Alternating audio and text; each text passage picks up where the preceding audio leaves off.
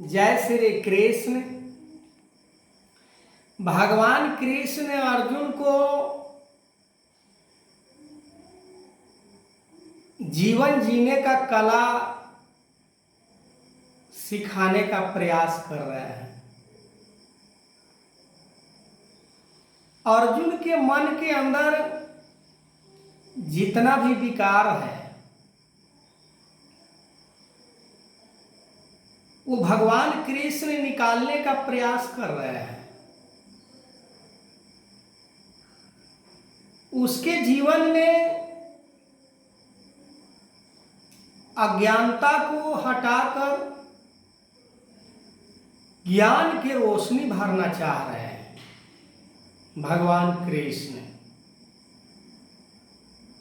अर्जुन के मन के अंदर अज्ञानता प्रवेश कर गया था। ब्रह्म ज्ञान प्राप्त करने के उपरांत भी यदि प्राणी के मन के अंदर अज्ञानता प्रवेश कर जाता है तो पुनः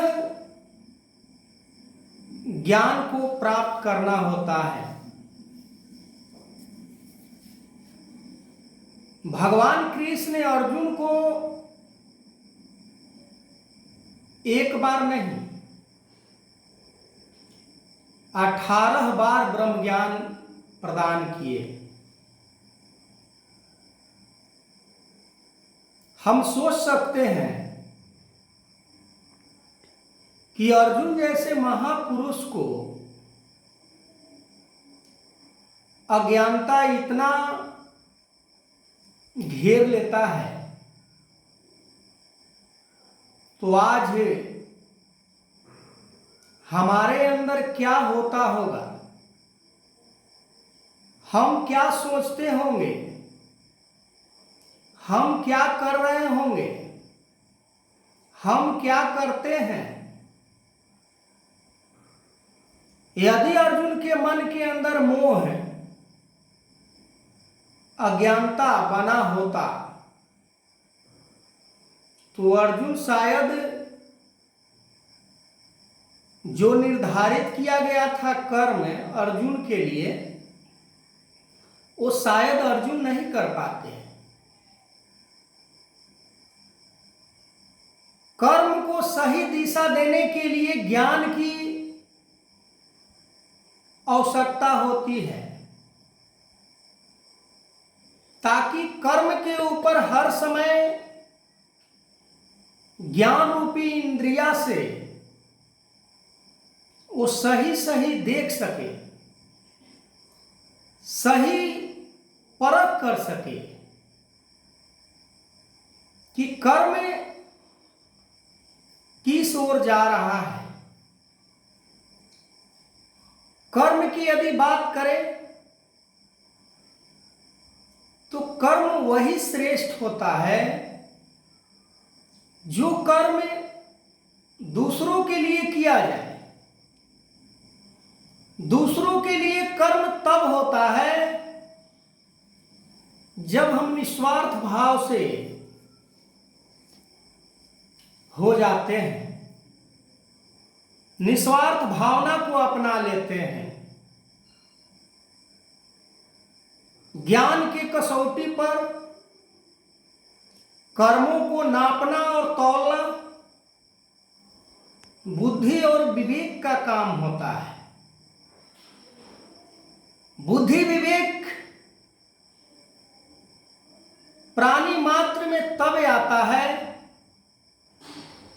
जब वो अपने गुरु के वचन को पूरा मान लेता है। यदि बात की जाए आज वर्तमान की, जो आज भी कृष्ण वाला ज्ञान जो अर्जुन को प्राप्त हुआ था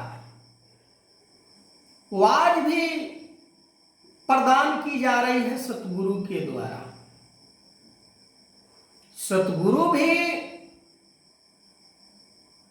जिस तरह अर्जुन को कर्म निर्धारित किया गया था,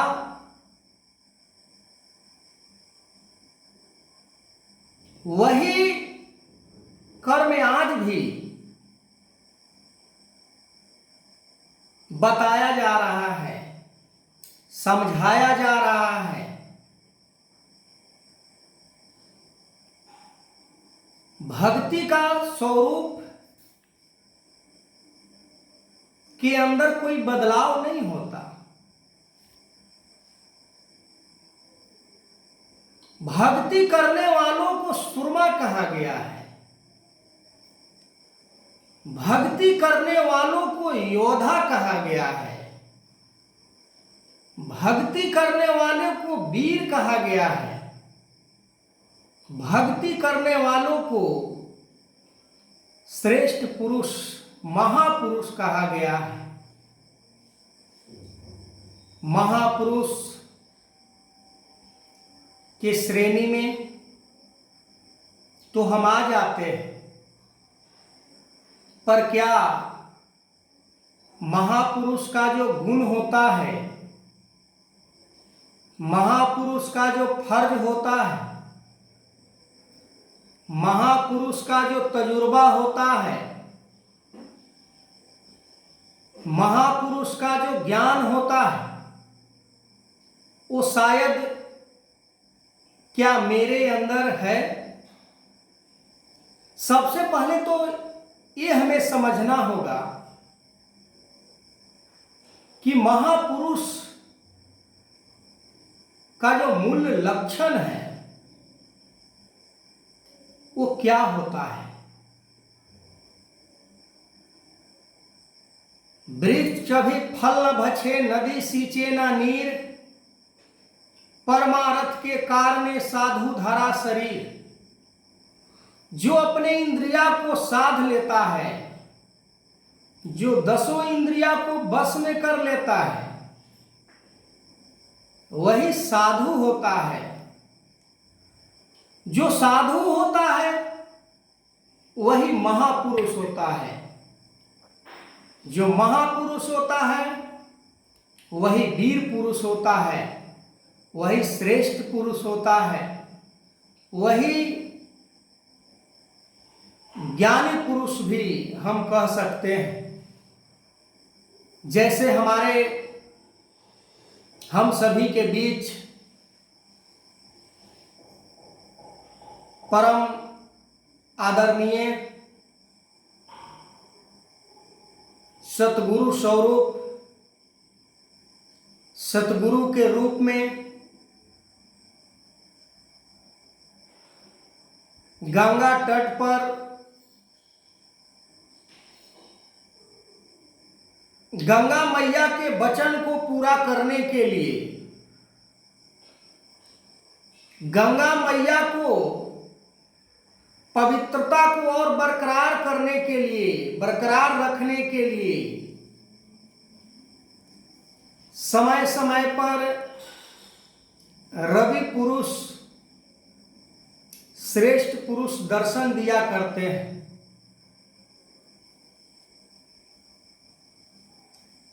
हम सभी सतगुरु के बात को अर्जुन के समान हम मानते हैं, तो अर्जुन के समान बना जा सकता है, पर कामनाओं को त्याग कर, इच्छाओं को मारकर, धर्म से निजात पाकर परमार्थ जीवन जीकर, दूसरों के भला करके, दूसरों को आदर सम्मान देकर, विश्व बंधुत्व का नारा को लेकर यदि हम जीवन जीते हैं तो एक परमात्मा प्रगट है। प्रेम से प्रगट भयो तब जाना, तो आगे मैं इस वीडियो को कंटिन्यू करूँगा। तब तक के लिए जय श्री कृष्ण।